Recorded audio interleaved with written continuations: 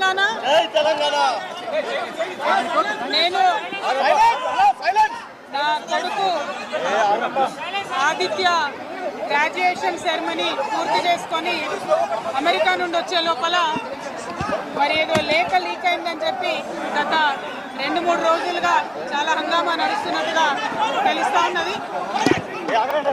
మరి ఈ సందర్భంగా నేను చెప్పదలుచుకున్నది ఒకటే, 2 వారాల క్రితం నేను గౌరవనీయులు పెద్దలు కేసీఆర్ గారికి ఒక లేఖ రాయడం జరిగింది.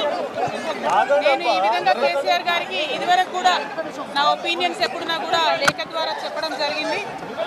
అయితే ఈసారి నేను మొన్ననే చెప్తున్నాను, కుట్రలు కుతంత్రాలు జరుగుతూ ఉన్నాయని.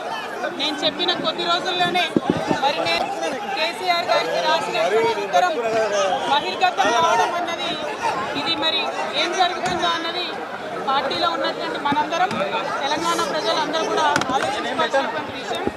నేను వేరే ఏం విషయాలు చెప్పలేదు. నేను కేవలం పార్టీలో ఉన్నటువంటి అన్ని స్థాయిలో అనుకుంటున్నటువంటి విషయాలు. దాదాపు సగం తెలంగాణ నేను ఈ సందర్భంగా ఈ మధ్యలో టూర్ చేసినటువంటి సందర్భంలో తెలంగాణ ప్రజలు అనుకుంటున్నటువంటి విషయాలను మాత్రమే నేను పెద్ద ఎత్తున చెప్పడం జరిగింది తప్పితే నా పర్సనల్ ఎజెండా ఏమీ లేదు. నాకు వ్యక్తిగతంగా ఎవరి మీద ద్వేషం లేదు, ఎవరి మీద ప్రేమ లేదు. కానీ నేను రాసినటువంటి లేఖ చాలా అంతర్గతంగా పార్టీలో మా నాయకుడికి రాసినటువంటిది.